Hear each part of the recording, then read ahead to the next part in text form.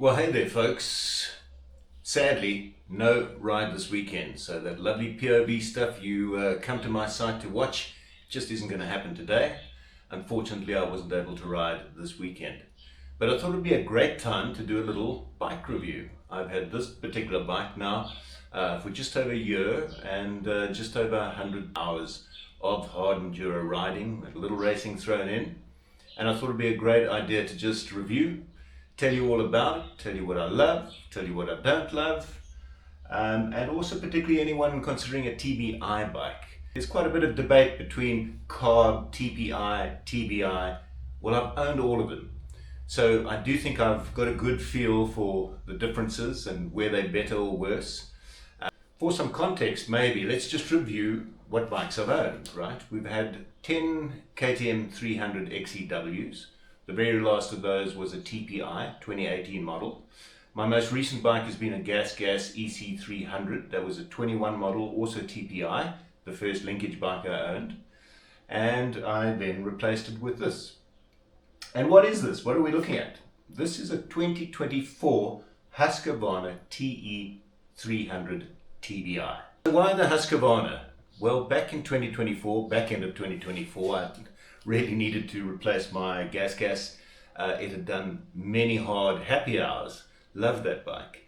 But it was getting a little tired. I think I had over 350 hours on it, and it was starting to show the wear and tear.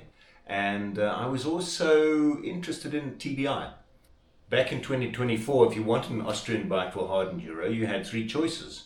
You had the Husky TE 300, the KTM 300 XEW, or the Gas EC300. And I was happy really to consider any of those bikes. Couple of differences between them, even though they are cousins, so to speak, but there are some things that make some more desirable than others. The long and the short of it is I was going to go with whatever fitted my budget. I had a very defined budget. I couldn't afford a new bike. I needed to find a used version with very low hours on if possible, that had been well maintained and loved, and that would become my bike at that price.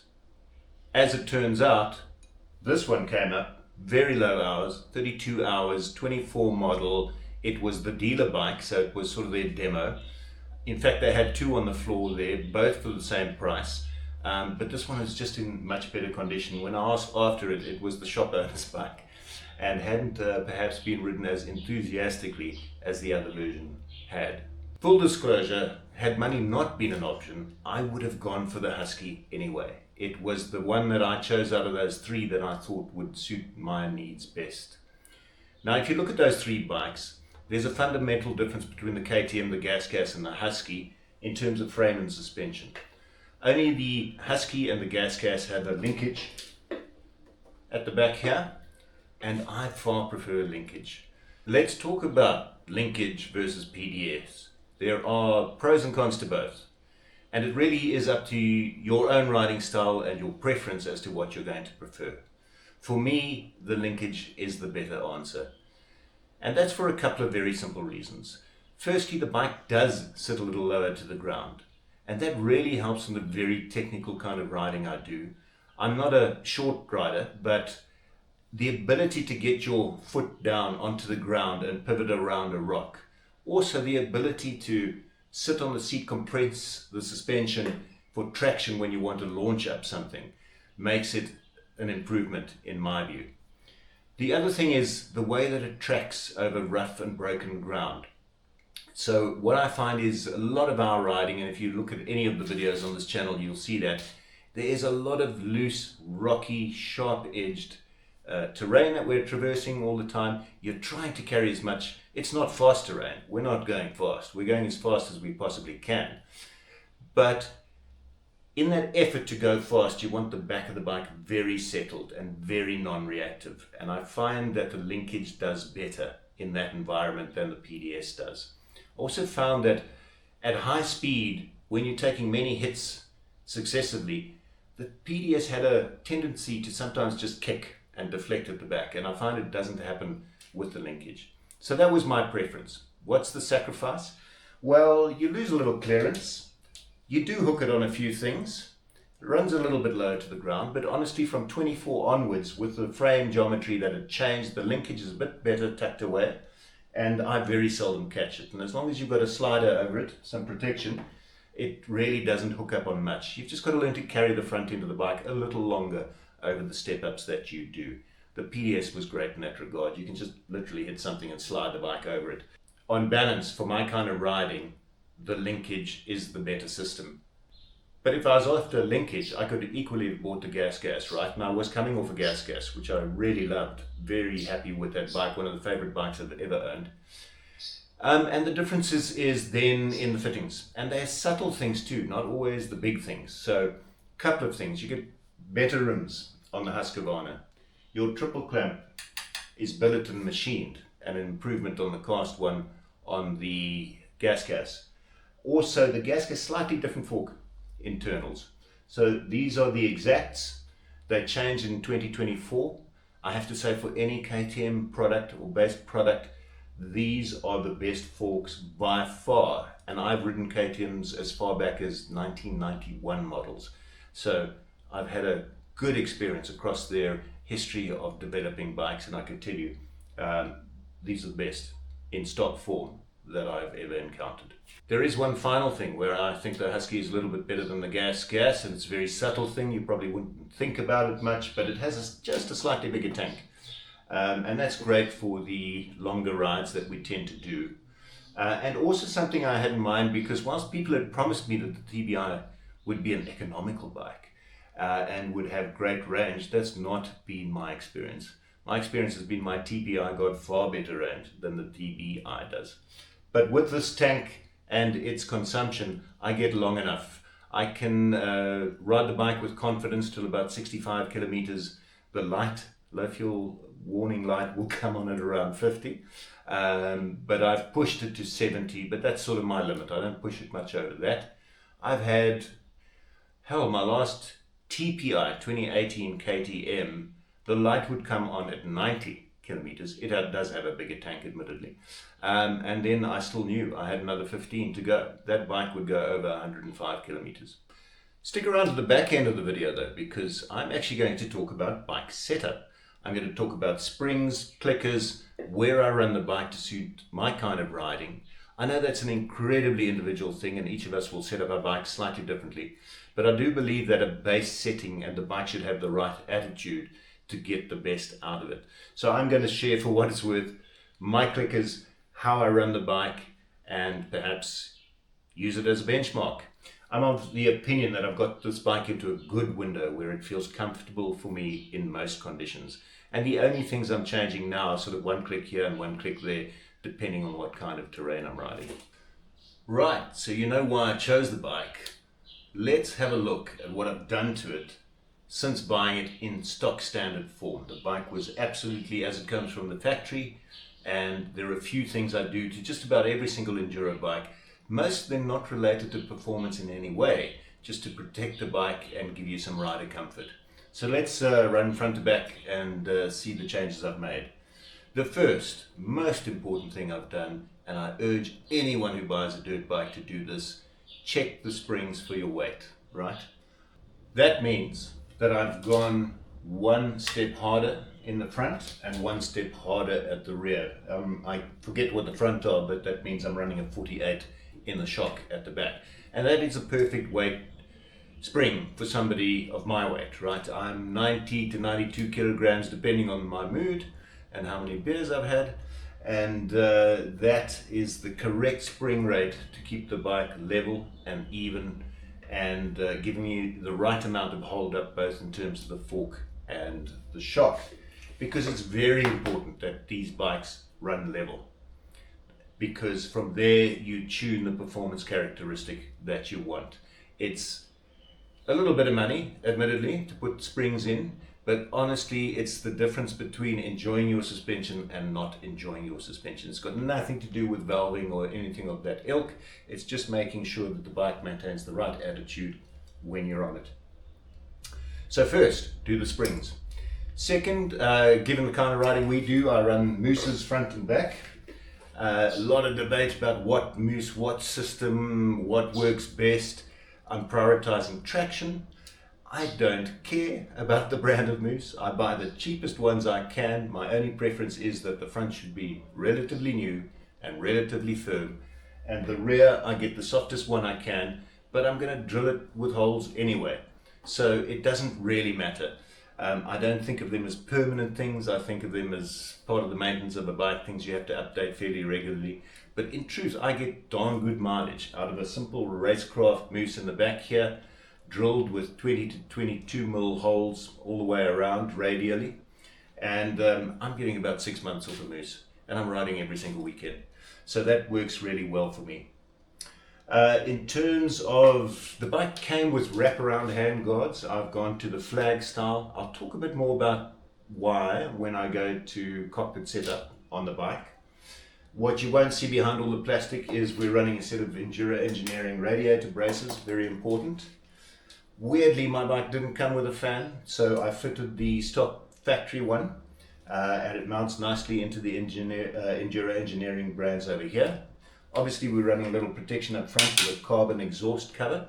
I will say something about the 24s. In the change and the bike becoming slightly more compact, this exhaust runs a little higher than it did in the pre-24 models. It's been far less exposed, and there's a lot of debate. A lot of guys run cages. I think they're way too heavy. They hook on things. This slides. It's got some bend and give in it, and yes, it won't protect your bike 100%.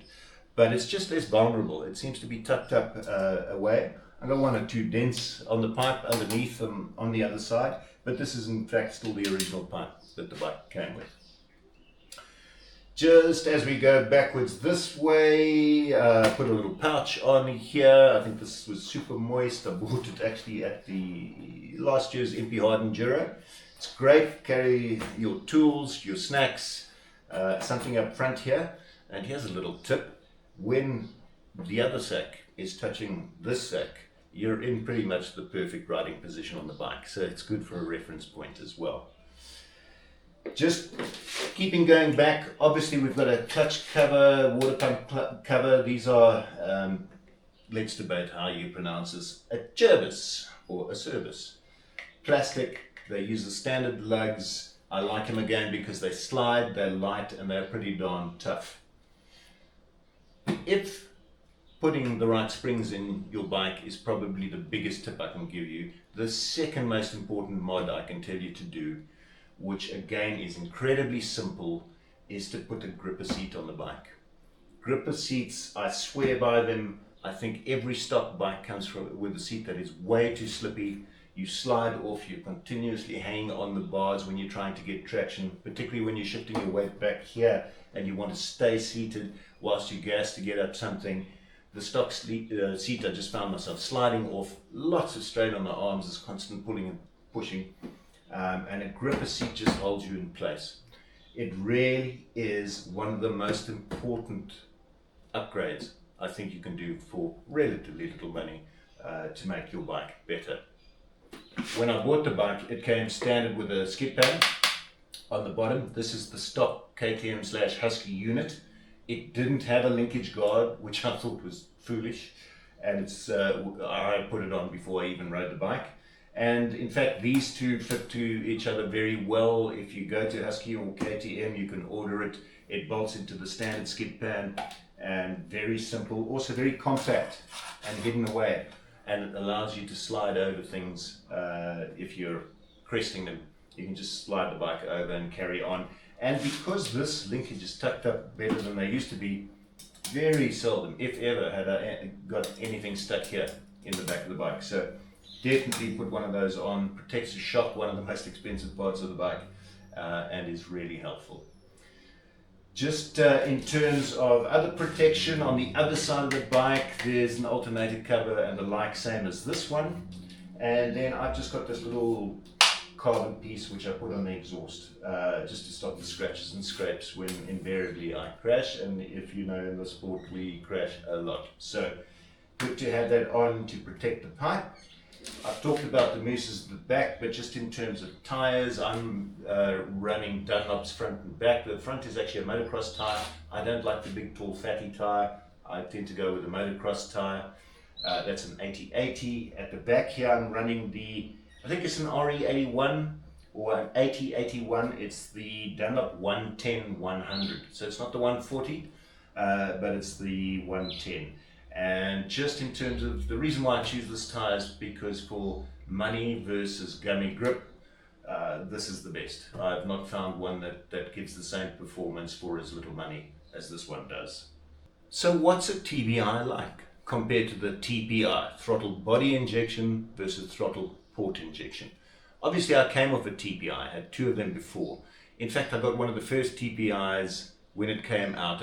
My 2018 KTM was a TBI. There was so much noise and talk and worry about a injection system, and I heard horror stories of motors that ran backwards and reliability and they're too lean. I could write a book on the horror stories I heard about those motors.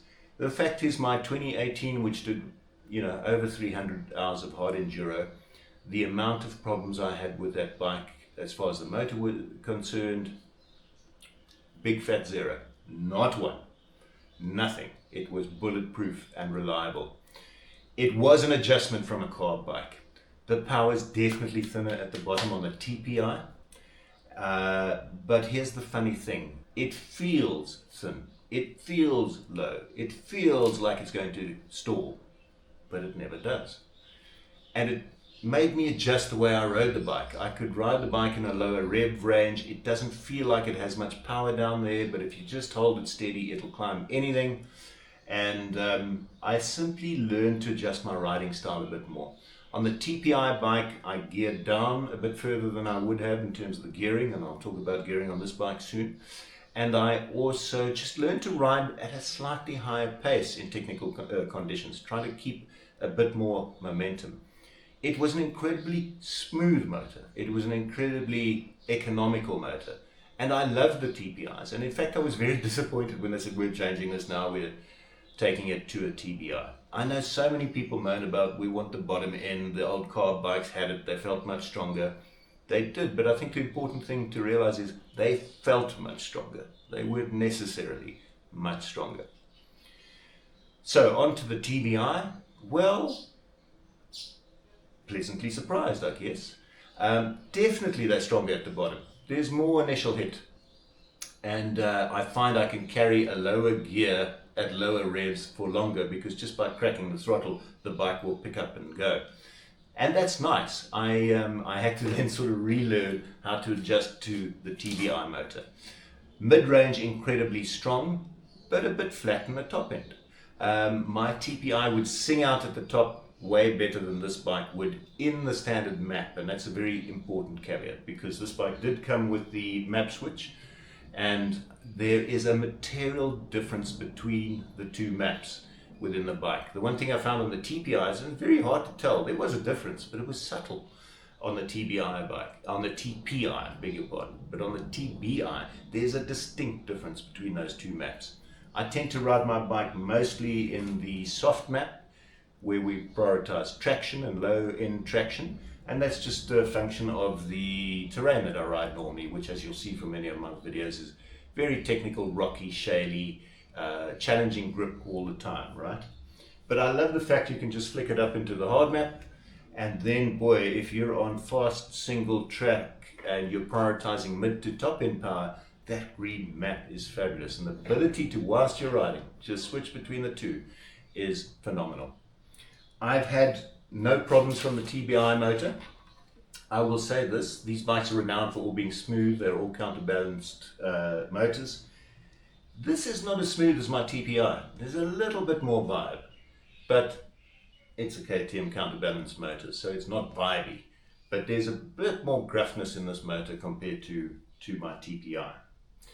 The only problem I experienced is at about 40 or 50 hours, I just noticed the bike was spluttering at the top, and from bottom to mid, as I opened it up and got into the higher rev range, it just wasn't pulling cleanly. If I could equate it to an old bike, it was like, it just wasn't jetted properly for the up end of the rev range. So in one of the services, I asked them to have a look at that. My suspicion, because this had an electronic power valve, has an electronic power valve, was it was something to do with the power valve not opening at the right time. And lo and behold, when they phoned me up from the dealership, said, we know what your problem is. Your power valve is not opening, and the reason why it's not opening, something I can't show you, but there's a connector on the other side of the engine, and it's one of those male-female plugs that meshes and then seals, and somebody, not me, had broken the clip that holds it together, and they had just pulled apart. So the signal for the power valve to open was not arriving at the motor. That was potentially a huge problem, because nobody could get me that part, and we'd have to change the whole, or order a whole new wiring harness at big money. We solved that with ingenuity. If you ride dirt bikes, you know the value of a zip tie. So we just put that plug together. I fashioned 2 little grooves, top and bottom, 2 zip ties, and that's how it's running. It's been running like that ever since. It is firmly meshed together, and it is sealed to dust and water. And it's cured the problem like that. It's been crisp ever since at the top end. So, I do like the TBI motor. I don't dislike the old TPI motor, but I do think this is a bit better, and the one thing that it has allowed me to do from a gearing perspective is not gear down as much in terms of sprockets. So obviously sprockets the other side of the bike, I can't show you right now, but what I'm doing is I'm running a 12 and a 45, right? The bike comes stock with a 13 and a 45, which is way different incidentally to the way the TPI bikes were geared, and might sound odd if that's what you're riding on, but that is the stock gearing. Now remember, 1 tooth at the front is roughly equivalent to 3 tooth at the back. So rather than put a bigger back sprocket on, which I worry about for connecting rocks and being exposed, I wanted to stay with a small back sprocket, and I changed to a 12 in front. That also meant I had additional chain slack, and I could move the back wheel further back, slightly further back in the chassis, and that helps to just settle the bike and stabilize it. So that's my recommendation. I very seldom go to first gear. The only time I'm ever in first gear is if I have to rev up to a very steep incline to get going. Most of the time I'm climbing in second gear, and that's my preference, because just less revs, less chance of spinning out the back tire, and more comfortable to do it that way. All you need to do is carry a little bit of momentum, and it'll chug. It'll go very low without you having to dip the clutch and rev it up and keep it going. So I think that's pretty much it for the things that I've added to the bike. I did remove the tail light and plastic support at the back here. I am fond of a wheelie every now and then, and yeah, you break things. So I just find not having them here, this will bend rather than break, and there's less risk in running those. They're sitting in a box here, and I'll put them back on the bike when I set it. Anyway, I think that's it for the bits and pieces I've put together. Let's talk about bike setup and what works for me. Let's start first with chassis setup before we get into the dark art, which is springs and shocks and clickers and all the rest. I'm always striving to have a bike that is essentially level. So if I pull this bike up, stand it up vertical, probably need to come down a little bit, but you can see it's standing pretty flat front to back, and that's what I'm looking for. What we really are focusing is getting the rider triangle perfectly set, and the rider triangle is the relationship between the handlebars, the pegs, and the seat, to make sure we're in the right attitude for the bike. Folks, initially I didn't gel with the bike right away. I found myself in not the most comfortable riding position. I felt like my riding triangle was too peaked and too shallow. In other words, when I was on the bike, I kind of felt like I was very upright like this, and my relationship from the pegs to my shoulders to the bars and where I would sit on the seat was a bit too acute. I wanted to get slightly further on the back on the bike. I also found that with the position I was in, I couldn't get really into a comfortable attack position where you're lifting your butt a little bit and you're dropping your shoulders. I was too much this way, and I wanted to be a bit more this way on the bike. And that was peculiar to this frame. And in fact, every sort of model I've ridden of these bikes, I have the same issue. So something had to change. and I kind of knew what it was, and immediately what I did was I changed to an S3 peg. The S3 peg is down 5 and back 5. There are a couple of different offsets you can get, but that's what this is. And it just opened out a little and put my feet a bit lower down and further back. And that got me into the position where I was most comfortable. Obviously, handlebar setting is a very important part of that, and I'll show you where I am now. But that made a huge improvement. I suddenly went from being uncomfortable on the bike to it feeling very natural to me. So, I love the S3 peg. They're value for money, the best, I think, aftermarket peg you can get. Obviously, you can go for Raptors and you can spend a lot of money. But these are tough as nails and relatively cheap, and allowed me that down and back offset, which made the bike so much more comfortable for me to ride. So that was change number 1, and don't ever regret doing that. To be fair, I've done it on most of my bikes. I prefer to be down and back a little more on just about every bike I've ever ridden. So great upgrade, and really helped me find comfort on the bike. Right, so as I've said, rider triangle, incredibly important, and that's set by 3 things. It's set by the seat, and to improve that, we've got the gripper cover on here. It's where your pegs are. Mine are 5mm down, 5mm back, but very much then it's where your handlebars are set. You can see if we have a look at the bar here, I'm running very slightly, a couple of millimeters behind the neutral setting of the bar. By the way, the fact that these bikes come standard with Pro Taper bars is another of the reasons why I preferred the Husqvarna. The reason why I'm neutral is because it helps me set my controls the way I want them to. And let's have a look at how those are set up now. Okay, let's look at cockpit setup. So I'm seated on the bike now. I'm setting things mainly for when I'm standing, because that's the way you're generally riding an enduro bike. And that's where I want my most comfort, but it's just easier to film from this angle. So let's just review the bar. As I've mentioned, the bar in very much a neutral position. This bike standard, the map switch is over here, which I find very easy to change and adapt to whilst I'm riding.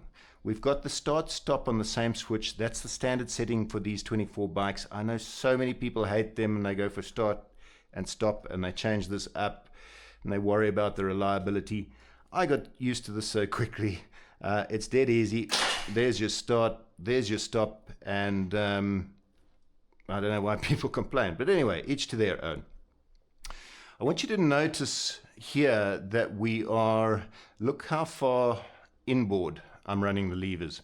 You can see from the end of the bar, that's miles away. I'm basically running them as far inboard as I can get before we end up at this bend on the bar over here. And you can see the same on the clutch lever.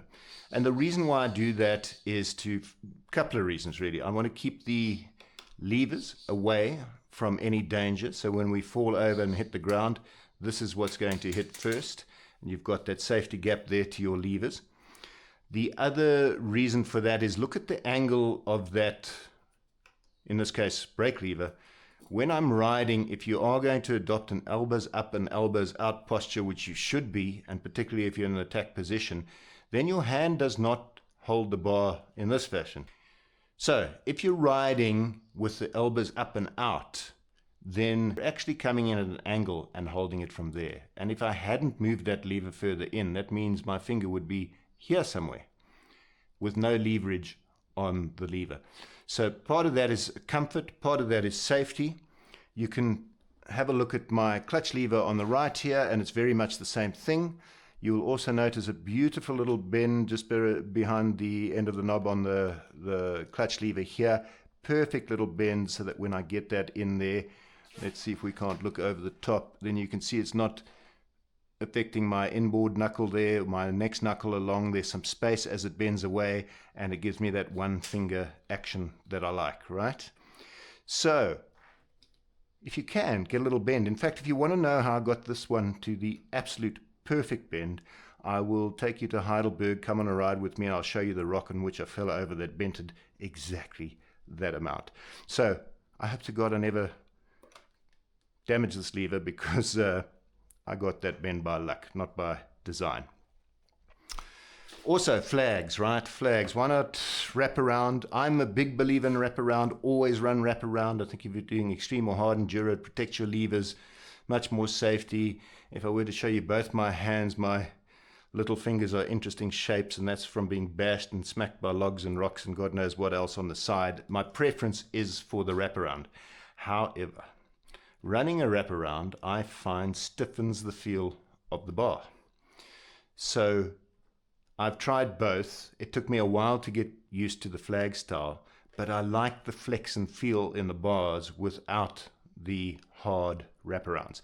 The perfect solution is to perhaps get those nylon ones that work with these flag style guards, and then you still have the protection here.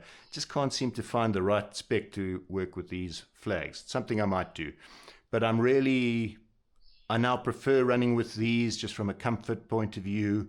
Does mean you have to put something on the end of your bar to give it some toughness and strength, and we've got some bar ends in here to do just that. I get a lot of flack from people because my grips are so worn and so thin. It is by design, people. I hate a new grip. I hate a fat grip. I want them worn and thin. I wear the thinnest gloves I possibly can, and I find that combination of those two things just prevents me getting any calluses on my hands. Try it. You'll be surprised. It works very nicely, and if you have a comfortable bar, you don't need padding in the grip to help with that. Okay, folks, last little bit of information before we get into the actual clicker and shock settings is where I run the forks. And if you have a look, you will notice that I've got a bit of fork drop through. I'm running the forks slightly pulled through the triple clamp. That's on the third line down. All your bikes will have the same markings. If you want to get, I think it's 13.5 mil is what I run. This is not a permanent setting. It's what I choose to use for the place I ride most often. If I'm going to a much faster event or location, I will drop the fork through slightly and probably come down to the first. What this does is it puts the bike what I call on the nose. Means that flat plane attitude we were talking about before, it pivots the bike slightly forward. My riding style really prefers to have a front end that bites and grips and does what I command it to do. I like to steer the bike into the corner on the front end and then out on the rear. So it's very important for me that it's slightly forward weight bias and putting more weight onto the front axle to get that grip. Okay, let's look at the dark art of clickers and settings. Just bear in mind again that this is a stock setup just with a slightly stiffer spring. The manual will tell you for comfort you want to be 17 on your compression clickers, 15 on your standard setting, and sport would take you all the way into 7. That's quite extreme, and certainly I never go that far. And then down at the bottom, our comfort setting in terms of rebound, I can't show you, it's just underneath is the adjustment. Well, let's try. Maybe I'll get that underneath and you can see, if you can see in there. So down at the bottom in terms of comfort, that setting would be 19. In terms of standard, it would be 17. And in terms of sport, it would be 9. So where do I run? Well, I actually mark them. Bear in mind that comfort is 17 and standard is 15. I run on the standard setting at 15. I mark it there as a reference. But you'll notice a little black mark up here and a little mark on the clicker. That is actually 15 once it's on that mark, and you can see as they're sitting now they're on 16. That just meant on my last ride I wanted to soften the front a bit for impacts, probably a lot of square edges and loose stuff, and I went slightly softer on the front. I find I'm never adjusting more than 2 clicks either way of that midline, but I'm doing that as I'm riding, and it's the easiest one obviously to adjust. So that's very close. It is indeed the standard setting for this bike, right? However, rebound, I'm nowhere near standard. So my rebound setting at the bottom, I can't show you it, but remember the comfort setting was 19, the standard was 17. I'm running at 13. Relatively, I'm running a much slower rebound than I am compression. And the reason I do that is because I do not like that feeling of a fork flicking out at the bottom. Very often when you're experiencing harshness in a fork, the temptation is to make it softer, but it's exactly the wrong thing to do. A lot of that harshness is actually just coming from the way the fork is reacting and flicking out after hitting the obstacle. And I find if I slow that down, it comes out in a more controlled, comfortable fashion. does affect your grip a little bit. You go a bit softer, you'll get more grip. But for my kind of riding, it's more about the comfort of the bike than the ultimate grip. And I find running slower rebound really helps cure that and settles down the front, particularly over fast, shaly, broken, square-edged rocks. That seems to work better for me. So that's where I am front and back. Reference point of 15 on compression, and I'm definitely running 13 in terms of rebound at the bottom. Shock setup. Now I've removed the little cover that normally sits here just to expose it for you. Important that this is set right, otherwise the rest of the bike won't work well. And this actually, before we even get to this, the shock, starts with the sag of the bike. So I can tell you my bike is set on the manual stock, which is 110 rider sag. I've got a static sag of about 3 or 30 mil. That is 10 mil less than what the manual suggests, but just bear in mind my bike's running a heavier spring than would be standard. So you can expect it not to sag as much when you stand it upright as it would with a softer spring. But I do want to get to that 110 setting on the sag. So obviously you set your sag down here with the amount of compression you put onto the spring, and I've calibrated that so that the bike with me on it is producing 110 of sag. It's exactly where the manual says it should be, even if my static sag isn't, which I can't get right because of the springs, obviously. So again, we've got compression up top, we've got rebound at the bottom. You'll see I'm in the habit of writing things all over my bike. They just help me for easy reference to understand where we are in terms of the clickers. KTM and Husky proudly tell you that you can adjust these with your fingers, but I challenge you to do that on the bottom of this shock. Always carry a little screwdriver with you, which you can fit in there, and then make the adjustments. It's easy enough, but it's certainly not easy with your fingers.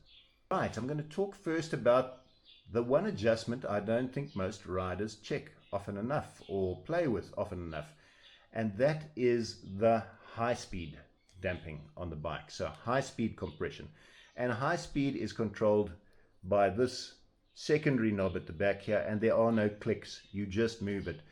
That thing has got about 3 turns from lock to lock, and where you place that determines how well your bike copes with high speed impacts, right? And by high speed I don't mean you're going fast, I mean the shock is reacting at high speed.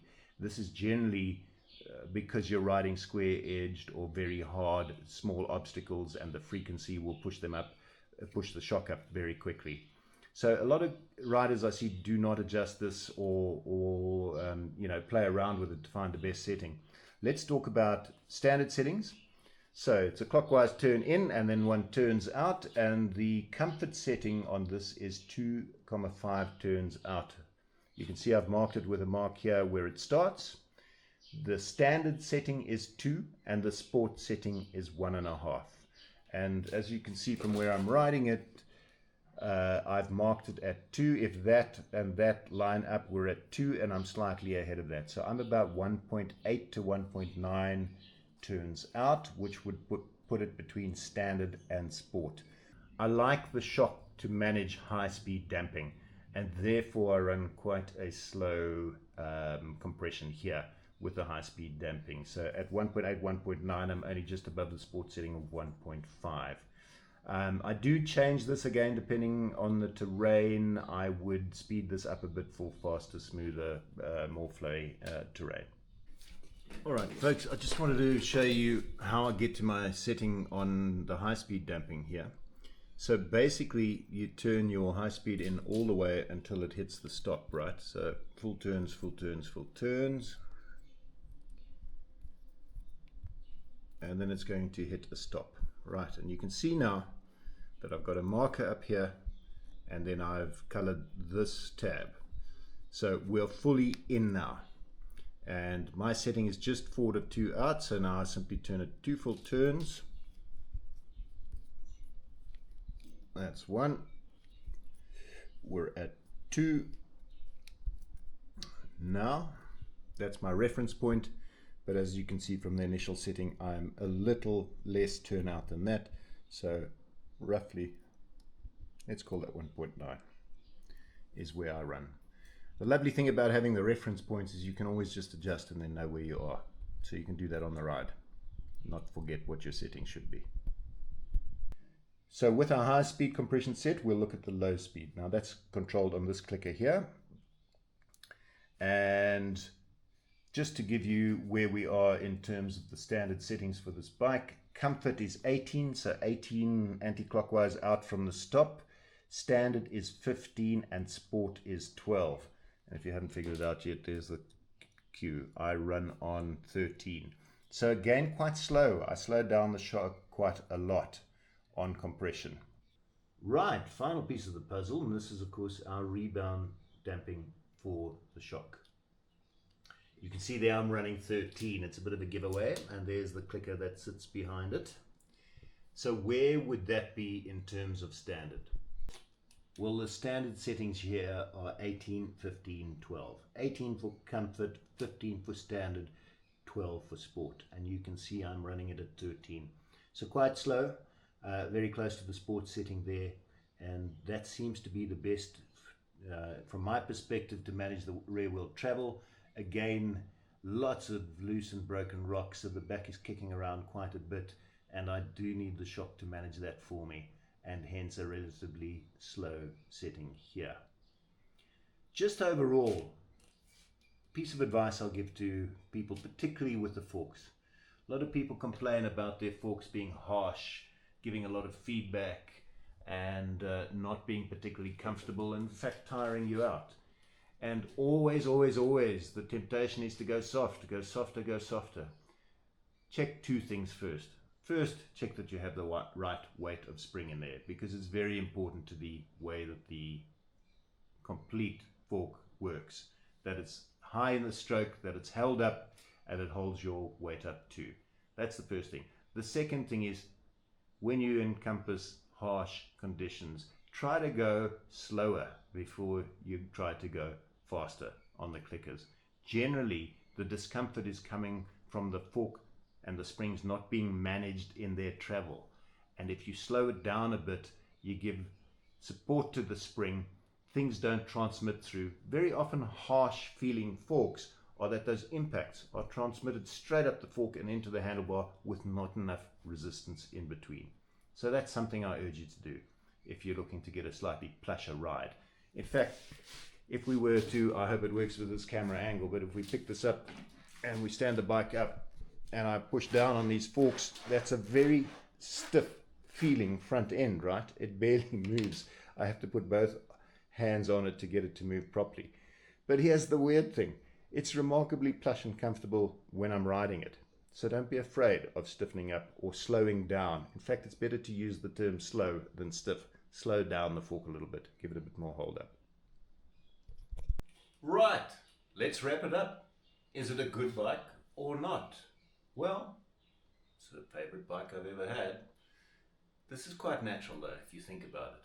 I've basically been buying bikes from 1991 models, shows you how old I am, right through to my latest, which is the 24.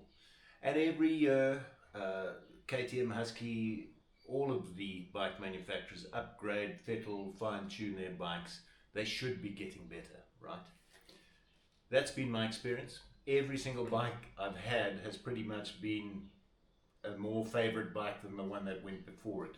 There were a couple there. I had a 2013 KTM I loved. I had a 2016 KTM, which was last of the carb bikes, first with a skinny front axle, and that frankly was peak carb bike to me. Loved those two bikes. But I've not regretted going to TBI, I've not regretted going to TBI. From a reliability point of view, how many problems have I had on the bike? A big fat zero.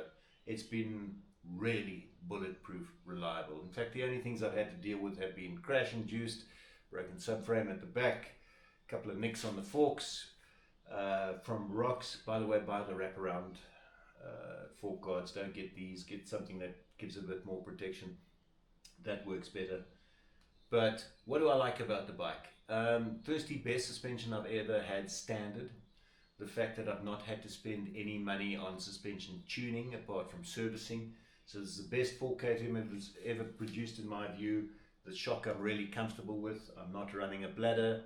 Everything is working perfectly, and that's great when you don't have to spend additional money on a bike. It comes with good kit in it. You're always looking for a bit more. And if I get some additional budget, what I might do is do a mid-valve change up here, and I might run a bladder at the back. But even so, at stock, it's better than even those forks and shocks that I had modified on my previous bike. So very happy with that. Love the chassis. Takes some adjustment. It is more critical. It is less forgiving. You have to ride things with a bit more pace, and you have to use good rider form. I found that my gas preceding bike, my 21, was a little bit more forgiving than this bike is. But this bike will cope with gnarlier things better. Just hit them harder. Then it copes admirably. I love the power. It's good bottom end, it's good top end. The ability to choose between the two with the standard map switch on this bike is really a cool feature. It's comfortable. I did the MP last year. It was really comfortable over 3 very long days. It can really haul, and it can really do technical conditions. I love the bike. I think if I were to replace it, it would be with a newer model of the same thing. Don't be scared of the TBI. It really works, and as I say, it's been bulletproof reliable. But you know, it doesn't matter what you ride, so long as you ride. So I look forward to seeing you out there on the trails, and if you want any idea of the kind of terrain that this bike normally rides, just have a look at any of the other videos on this channel from a POV point of view, and you'll very quickly get a sense of where I like to ride and where most often this bike is being deployed. Have fun, keep it rubber side down, always rip it, and never finish a ride without a good wheelie. That's my advice. Catch you next time.